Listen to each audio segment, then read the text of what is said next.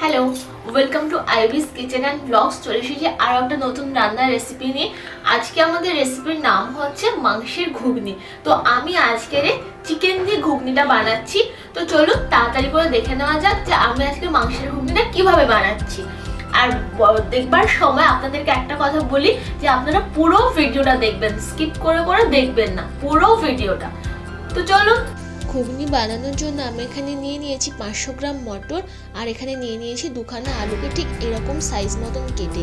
আমি এবার দিয়ে দিচ্ছি এই মটরটাকে একটা প্রেসার কুকারের মধ্যে। মটর আর আলু দুটোকেই আমি দিয়ে দিচ্ছি। দিয়ে আমি দিয়ে দিচ্ছি জল। তারপর আমি এখানে দিয়ে দিলাম নুন। এখানে আমি একটু নুনটা বেশি পরিমাণেই দিয়েছিলাম। আর সঙ্গে দিয়ে দিচ্ছি 1 চামচ মতন হলুদ গুঁড়ো। দিয়ে তারপর একটা হাতা নিয়ে আমি নুন আর হলুদটাকে ভালো করে জলের সঙ্গে মিক্সড করে নিচ্ছি। দিয়ে প্রেসার কুকারের ঢাকনাটা লাগিয়ে গ্যাসটা অন করে নিয়েছি। দিয়ে আমি এটাকে সিটি লাগিয়ে নেব। আর আমি এখানে কিন্তু 3 থেকে 4টে সিটি নেব।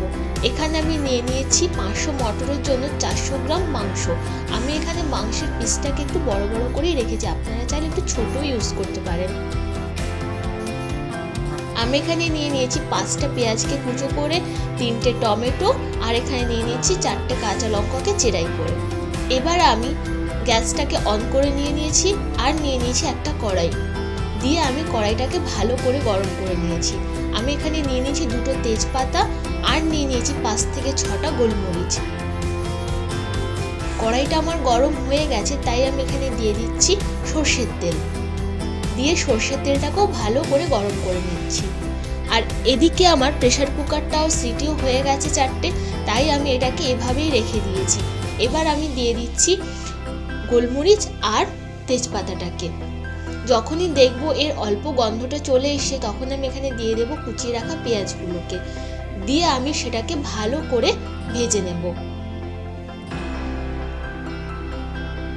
ততক্ষণ ভাজতে থাকবো যতক্ষণ না পর্যন্ত এটা ঠিক লাল লাল হয়ে ভাজা হয়ে যাচ্ছে।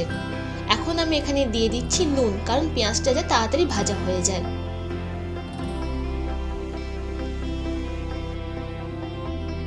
যখনই দেখবো পেঁয়াজটা আমার এরকম ভাজা হয়ে গেছে, তখনই আমি এখানে দিয়ে দেব 1 চামচ আদা বাটা আর 1 চামচ রসুন বাটা। দিয়ে সেটাকেও আমি ভালো করে কষিয়ে নেব যতক্ষণ না পর্যন্ত এর কাঁচা গন্ধটা চলে যাচ্ছে।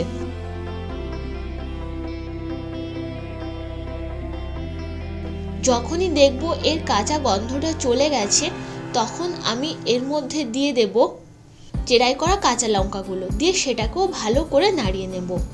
এবার আমি দিয়ে দিচ্ছি কিছু গরম মশলা, যেমন হলুদ গুঁড়ো, আর দিয়ে দিচ্ছি 1 চামচ মতন ধনে গুঁড়ো, আর সঙ্গে দিয়ে দিচ্ছি কাশ্মীরি লঙ্কার গুঁড়ো। আমি এখানে কাশ্মীরি লঙ্কার গুঁড়োটা সামান্য পরিমাণেই দিয়েছি। দিয়ে সবটাকে আমি এখানে ভালো করে মিক্সড করে নিচ্ছি। এরপর আমি দিয়ে দিচ্ছি কুচিয়ে রাখা টমেটোগুলোকে। দিয়ে সেটাকেও ভালো করে নাড়িয়ে নিচ্ছি। ততক্ষণ নাড়িয়ে নেব যতক্ষণ না পর্যন্ত এর কাঁচা গন্ধটা চলে যাচ্ছে।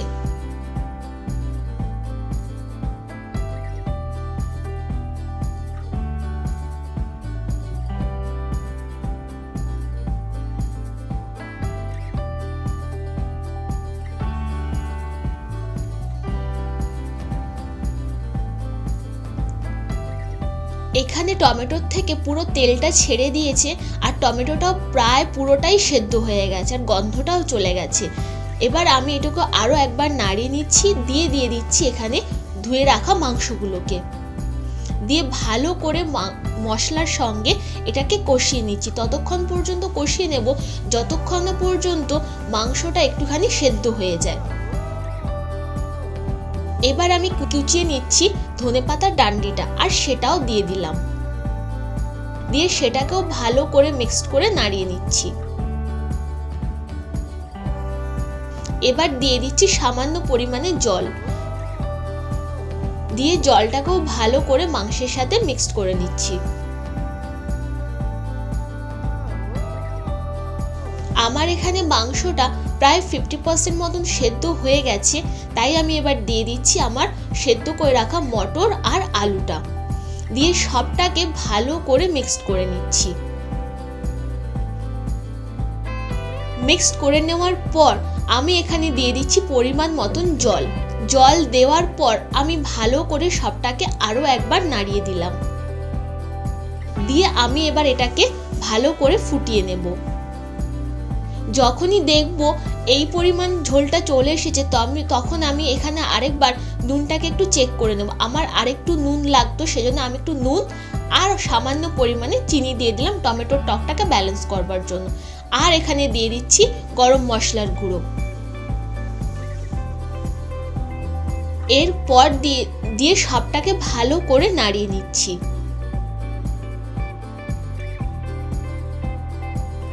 যখনই দেখব আমার ঝোলটা প্রায় এরকম ধরনের মরে এসেছে তখনই আমি এখানে দিয়ে দেব কুচিয়ে রাখা ধনেপাতাগুলো। দিয়ে সেটাকেও ভালো করে মটর আর ঘুগনির সাথে নাড়িয়ে নেব। ব্যাস, আমার ঘুগনি তো রেডি হয়ে গেছে। এবার এটাকে আমি একটা বাটির মধ্যে উঠিয়ে নিচ্ছি। দেখতেই পেয়েছেন আমি কত সহজ আর কত তাড়াতাড়ি আমি এটা বানিয়ে নিয়েছি। আর খেতে দেখতে দুটোই কিন্তু খুবই সুন্দর হয়েছে। আপনাদের একবার রিকোয়েস্ট রইল, আপনারা এটা একবার বাড়িতে বানিয়ে দেখবেন।